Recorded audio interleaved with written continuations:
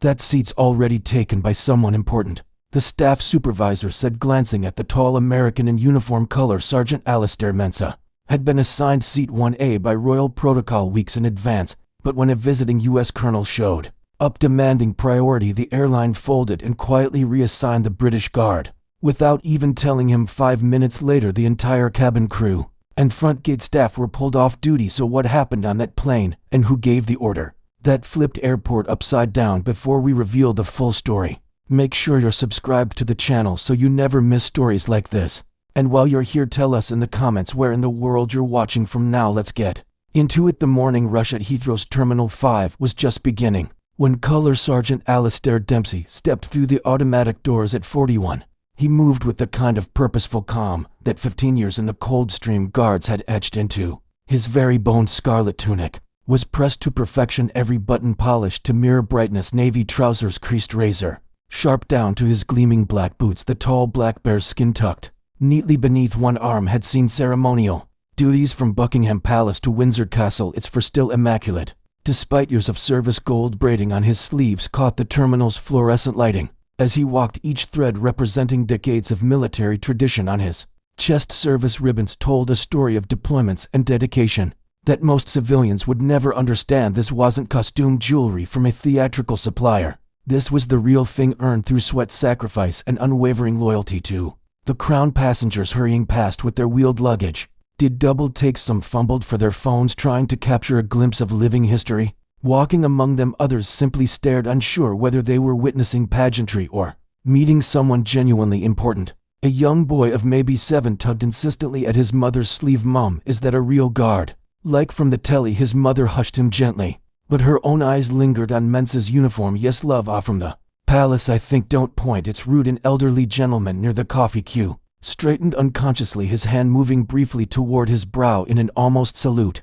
Before he caught himself, recognition flickered in his eyes, kind that comes from understanding what that uniform truly represents. Paid no attention to the stares or whispered conversations. He'd been dealing with curious tourists and travelers for years. From the gates of Buckingham Palace to ceremonial events across the Commonwealth, his focus was singular: get to Edinburgh for tonight's memorial service at Holyrood House, where he'd stand vigil for fallen comrades who couldn't stand for themselves anymore. At the first-class check encounter, the young agent straightened reflexively when she saw him approach. There was something about the way he carried himself, not arrogant, not demanding attention, just absolutely certain of his place in the world. "Good morning, sir," she said, her professional smile warming into something more genuine color. "Sergeant Menzies," he replied simply, his voice carrying the crisp diction of a man accustomed to being heard clearly across parade grounds. "Set 1A on the 09:05 to Edinburgh," she typed quickly, her screen blinking confirmation against the morning light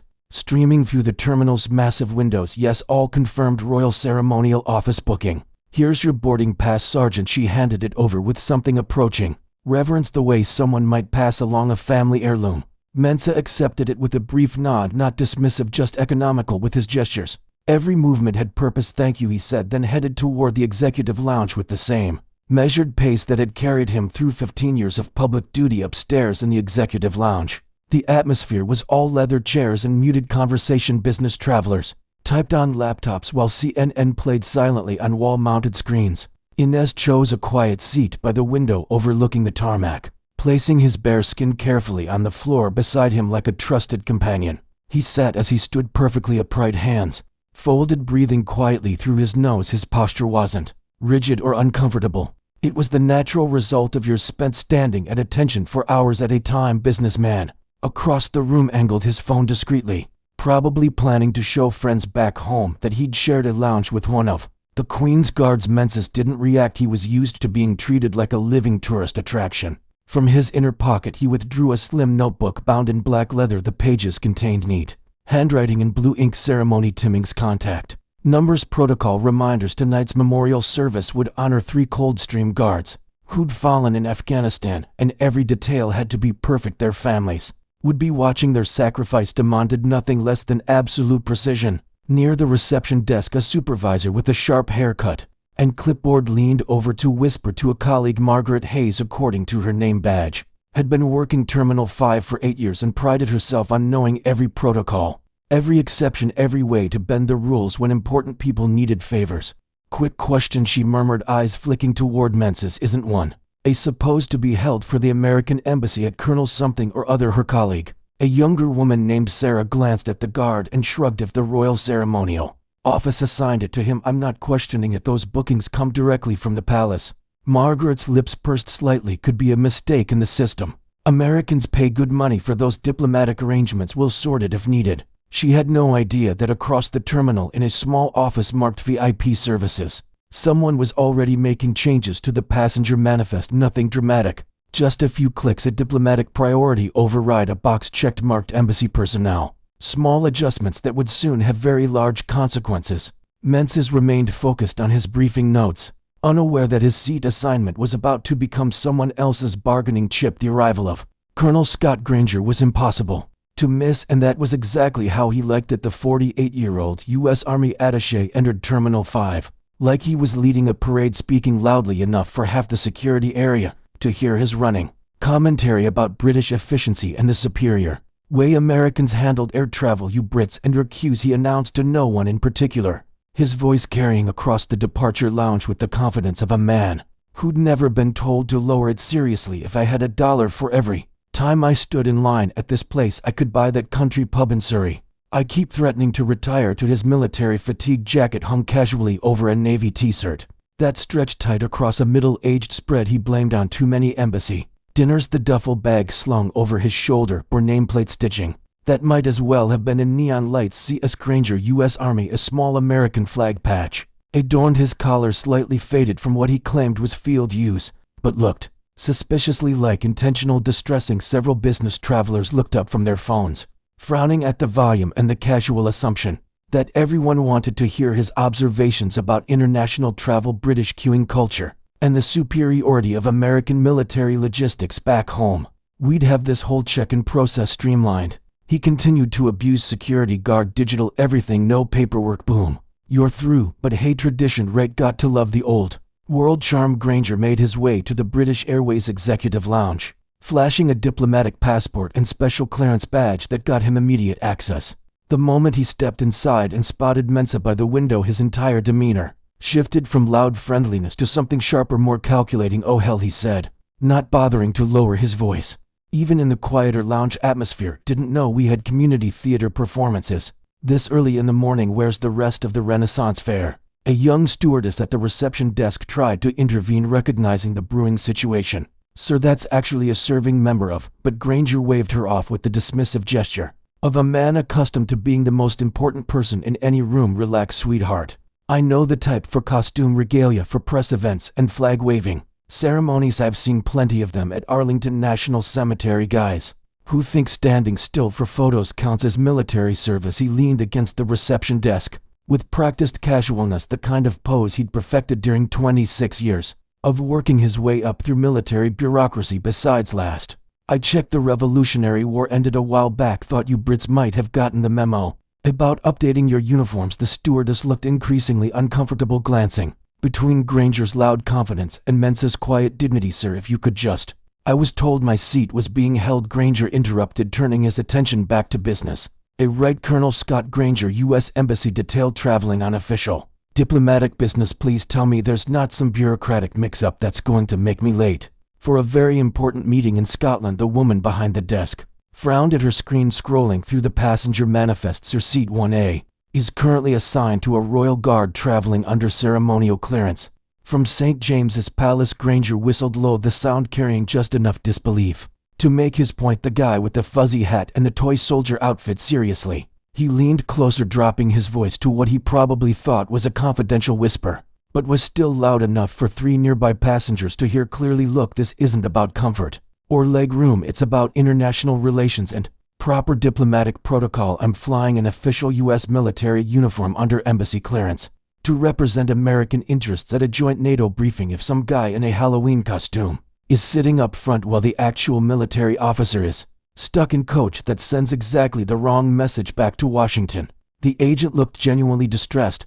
But sir, the ceremonial protocol can be flexible when real diplomacy is involved. Granger finished with a smile that managed to be both charming and threatening. Trust me, honey, you really don't want the American embassy calling Downing Street.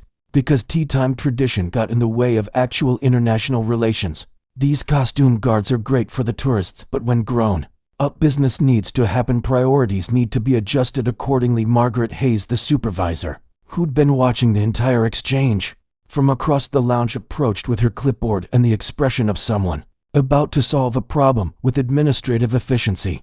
After a whispered conversation with her staff and several purposeful screen taps, she made the override. "That would change everything. We'll handle this discreetly," she told Granger, as a new boarding pass printed slowly from the counter's machine. "No need to make it dramatic or embarrassing for anyone involved, just a simple seat reassignment." Granger agreed with visible satisfaction, pocketing the new boarding pass. "Happens all the time in international travel. Sometimes you have to make practical decisions about who really needs to be where." 20F2 Menses continued reading his briefing folder, completely unaware that his seat had just been given away, not for safety reasons, not due to aircraft maintenance or overbooking, but because someone had decided that volume and self-importance mattered more than centuries of military protocol and royal appointment. When boarding was finally announced over the terminal speaker system, a ground staffer approached Menses with the kind of apologetic expression usually reserved for delivering very bad news to people who didn't deserve it. "Color Sergeant, I'm terribly sorry for the inconvenience," she began, her voice carrying genuine regret. "There's been a security reshuffle due to international diplomatic protocols that we weren't made aware of until just now. You've been reassigned to seat 7D. It's still business class accommodations, of course." Menses looked down at the new boarding pass, then back at her face for just a moment. Something flickered behind his calm blue eyes, not anger or indignation, but the quiet understanding of a man who'd encountered this kind of casual disrespect before, the assumption that his uniform was just fancy dress, that his service was merely ceremonial pageantry for tourists. He didn't argue, didn't demand explanations, or threaten to call his superiors, didn't ask who had made the change or insist on knowing why his original reservation had been overruled. "Understood," he said, simply accepting the new boarding pass with the same quiet dignity he'd maintained throughout the morning. Behind him, Granger was already positioning himself at the front of the boarding line, holding his phone high to snap a selfie.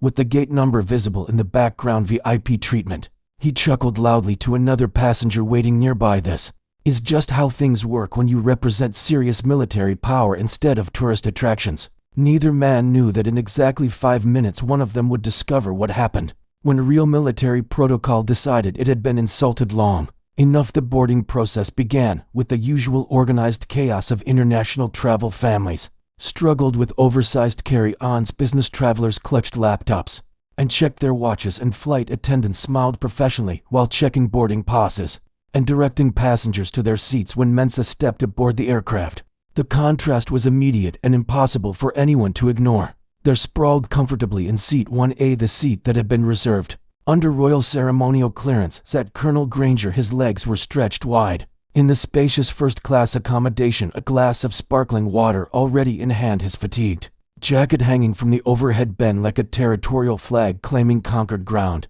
As Mensa walked past toward row 7, moving with the same measured dignity that had carried him through 15 years of public service, Granger caught his eye and couldn't resist one final demonstration of his assumed superiority. "Hey there, soldier boy," he called out with a smirk that several passengers would later describe as genuinely unpleasant. "Hope you enjoy the view from steerage back there. Maybe next time try wearing a real uniform instead of something from the local theater company's costume closet."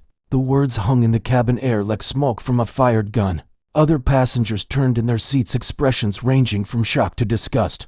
A businessman in row 2 actually winced at the casual cruelty of it.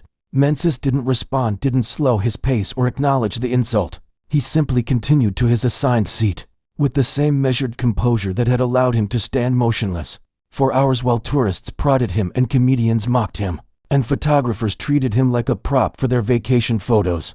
But the cabin had noticed everything, and the reaction was swift and unmistakable. A boy in row 3 tugged insistently at his mother's sleeve. "Mom, wasn't that man supposed to be sitting at the front? I thought you said he was important." She looked genuinely puzzled, her voice carrying far enough for nearby passengers to hear. "I thought so too, sweetheart. I saw them print the passenger manifest earlier. His name was definitely listed for first class." An older woman across the aisle leaned forward, her voice sharp with indignation. "He absolutely had that seat originally. I watched them check him in myself." "What kind of airline moves a royal guard for some loud-mouthed American near row 5? A young man pulled off his expensive noise canceling headphones, his attention caught by the unusual disturbance. Wait, that's one of the Queen's guards, isn't it? They don't get bumped from first class. There's got to be some kind of protocol. The whisper spread through the cabin like ripples across still water, growing stronger with each row. They reached business travelers who'd been absorbed in their phones, looked up with interest. Families traveling for vacation found themselves witnesses to something that felt historically significant. Even passengers who didn't fully understand British military traditions recognized disrespect when they saw it delivered so blatantly. Mensah settled into seat 7D, carefully positioning his bare skin across his lap and adjusting his ceremonial saber to avoid bothering his seatmates. His expression revealed absolutely nothing. No anger, no embarrassment, no acknowledgement that anything unusual had occurred. But his stillness spoke volumes to anyone paying attention. A flight attendant passing by with pre-departure drinks stopped and frowned, leaning toward the cabin manager, who was checking passenger counts near the galley. Excuse me, wasn't that seat supposed to be for the Royal Guard? I thought ceremonial personnel had priority. Booking the manager, a middle-aged woman who'd seen enough airline politics to last several lifetimes, grimaced uncomfortably. Don't get involved in passenger relations, Michelle. The American officer outranks him diplomatically. Someone upstairs made the call, but he's traveling on royal orders. The attendant protested quietly. Doesn't that supersede regular diplomatic clearance? Just serve the drinks and avoid any controversy, the manager replied, but even she looked troubled by the situation. The passengers weren't prepared to avoid controversy. An elderly gentleman in row 6 stood slightly peering over the seatbacks with the authority of someone accustomed to being heard. Excuse me, he said to a passing steward, his voice carrying the crisp authority of old-school British propriety. I'd like to understand why the Royal Guardsman was moved from his assigned seat. He checked in before that American officer, and I believe ceremonial personnel have established priority. The steward hesitated, clearly uncomfortable with the situation. I believe it was security related, sir. Sometimes diplomatic requirements necessitate last-minute changes. Security. The gentleman's voice carried just enough volume to be heard several rows back. I've flown with ceremonial guards, Gurkhas and royal escorts before. They don't get bumped from first class for visiting brass, no matter how loud that brass happens to be. A woman in row 8 held up her phone showing her seatmate a BBC News article she'd quickly located. Look at this, Royal Guards travel under diplomatic clearance for official duties. It says right here that ceremonial personnel have protocol priority for any travel related to royal functions. The information spread through quiet conversations and shared screens, passengers passing phones back and forth to read the regulations that clearly supported Mensah's original seat assignment. The mood in the cabin was shifting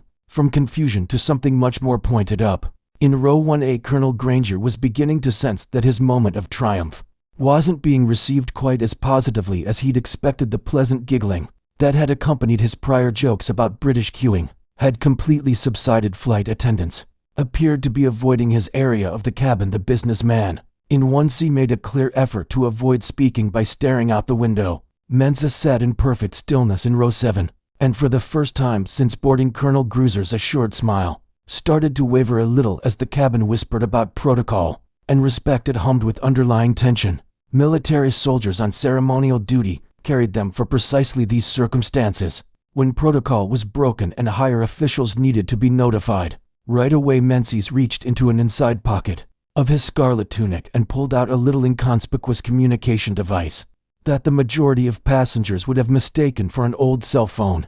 The device was linked to encrypted channels that bypassed regular telecommunications completely, connecting directly to military command centers that the majority of civilians were unaware of. Menzies typed for straightforward words that would start a sequence of events that no one on the plane could have predicted. Seat assignment violated. Proceed. Within seconds, the message arrived at Horse Guards headquarters in Surmise via secure networks, where a duty officer with 3 decades of military experience immediately understood the ramifications and made an emergency call to the ceremonial liaison office in St. James's Palace. Protocol infraction confirmed. The palace contact informed me without introduction, adding escalate immediately. With full ceremonial authority, the conversation was brief, professional, and entirely conclusive. When the conversation turned to issues with airline seats and royal protocol, Neil Castor, the British Airways Director of Security and a former logistics officer, With the household division immediately grasped what he was hearing. This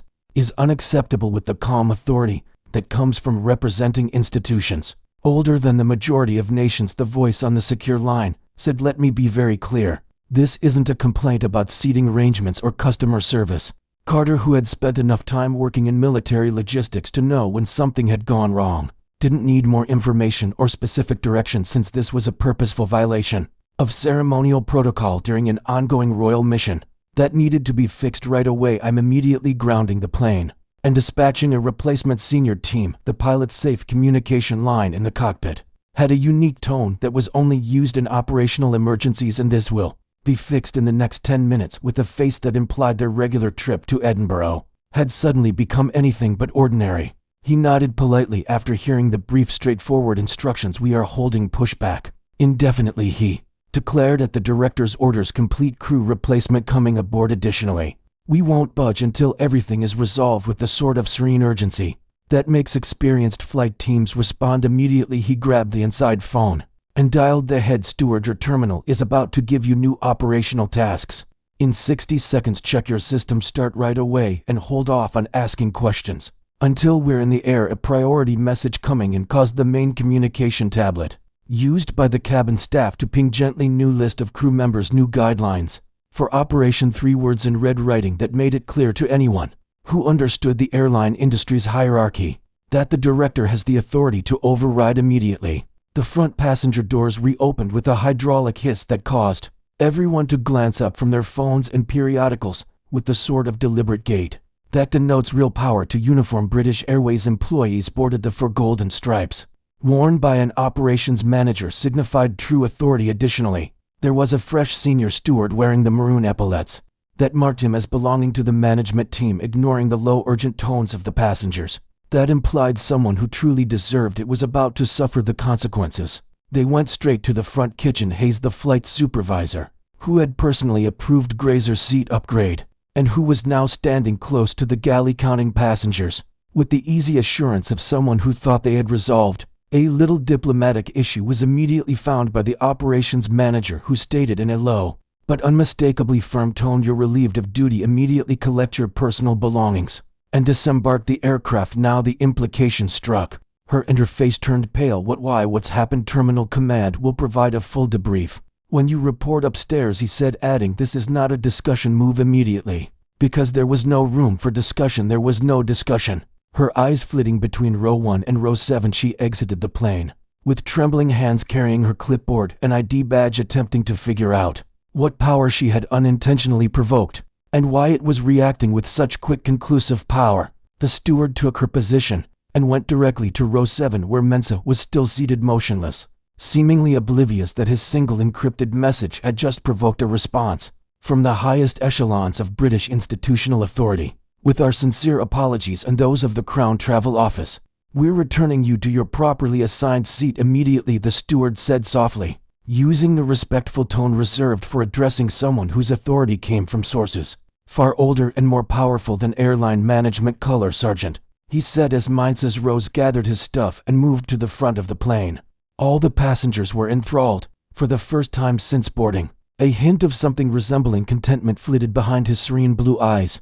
Not victory or vindication, but just the realization that a universe that had momentarily tilted off its axis was being brought back into order, with the exception of the muffled prayers of a few travelers who were now relieved that they had not disrespected a royal guard, and the quiet noise of his polished boots on the carpet.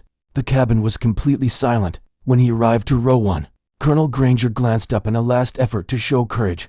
"Well, I'll be damned," he remarked with a forced laugh that completely deceived no one. "I guess they finally figured out the costume party was more important than actual military business." The new steward's voice had undertones that made tough men question their life decisions, yet it was still absolutely steady. "Your new seat assignment is 17F, Colonel Granger. Please pack your stuff and move right away." The fact that the U.S. has superior diplomacy truly struck Granger's self-assured belief as his face turned red. "I'm sorry, but I have diplomatic immunity and formal embassy approval. You can't just," the steward responded, "that your diplomatic clearance does not supersede the rules of crown ceremony on British planes while on royal duty." Without raising his voice or blinking, "You are not in a position to negotiate." You are being transferred right now." Granger's loud self-assurance had just clashed with an authority structure he had severely underestimated, and the quiet in the cabin was so total that passengers 3 rows back could hear his quick inhalation. The cabin's inhabitants were all maintaining a cautious neutrality as they watched a man learn that volume and bluster had their limits when they came up against traditions that were centuries rather than decades old. He stood up quickly, his movements indicating barely restrained rage, and stalked toward the back of the plane, seizing his stuff with sharp motions. With no other option and no allies, Mensa returned to his rightful position in seat 1A, ritually placing his bare skin over his lap and looking out the window at the runway. With the same serene grace that he had shown throughout the entire ordeal, the silence was unbroken by any applause. Even if there wasn't a single cheer or celebration from the passengers, something had been fixed. Everyone on board realized that they had just witnessed the silent but total power of institutions that existed for hundreds of years before loud Americans and airline diplomacy, and that something significant had been recovered. The journey to Edinburgh went quite smoothly, with Mensa sitting in his assigned seat and only accepting tea, served with the kind of quiet respect that his uniform had always deserved. When they arrived at Edinburgh, the lesson in institutional authority continued. A man in a pricey dark suit stood at the gate, accompanied by British Airways officials. His lack of identification somehow made him seem more, rather than less, impressive. Duncan Greaves, who represented power structures that Americans seldom came across and never fully understood, was from the Protocol Liaison Office. As Greaves left first, he nodded politely to Mensa. "The color sergeant is waiting for your official escort. The arrangements for the memorial ceremony are going according to plan." Behind them, standing in front of the terminal wall, Margaret Hayes appeared unsure and pale, as she was about to discover that disobeying strict royal protocol had repercussions that went much beyond momentary humiliation. Greaves told her in a calm, resolute tone that this was the end of her assignment to provide passenger services. For reassignment and further training on ceremonial procedures, please contact terminal management. In the meantime, Colonel Granger exited the jet bridge by himself, hauling his own luggage, while Mensa was taken to an unmarked black car with license plates from the Royal Ceremonial Office. The American was not welcomed by any embassy employees. Nobody greeted or provided help. After a lifetime of presumed importance, he walked through the terminal, experiencing what it felt like to be insignificant. The terminal returned to its regular pace as the official vehicle, carrying a man who had not uttered a word, but whose silence had served as a reminder of where actual power lay in the United Kingdom, sped away in the direction of the Royal Mile in Edinburgh. However, not everyone forgot what they had seen. The gate agent, who had initially discounted ceremonial procedure in favor of diplomatic advantage, stood silently, reliving the events of the previous 2 hours, and realizing for the first time that some traditions deserved respect, not because of their loudness, but because they had earned it over centuries. "We moved the wrong man, didn't we?" she murmured to a coworker. "We moved the wrong man, didn't we? We moved the wrong man, didn't we?" she whispered to a colleague, somewhere in a surmise office. A file was closed with a single line that would have meant nothing to most people, but everything to those who understood how power really worked. Protocol maintained, dignity preserved, lesson delivered. If you had been at that boarding gate, would you have defended Colonel Granger's VIP seat just because he was American? And here's the big question. Would you have said anything if this narrative moved you? Hit the like button and subscribe to get more compelling stories like this one. Ring the bell so you never miss our daily posts. Should foreign officers ever be allowed to break British military customs on British soil? Share this video with anyone you know who believes the Royal Guard is only for appearances. Allow them to witness the interaction between loud entitlement and quiet dignity. Right now your screen is showing our other tales from the Royal Guard. Watch one of them now, and we'll see you tomorrow at the same time with another unforgettable story that demonstrates that the most powerful voices are sometimes the quietest.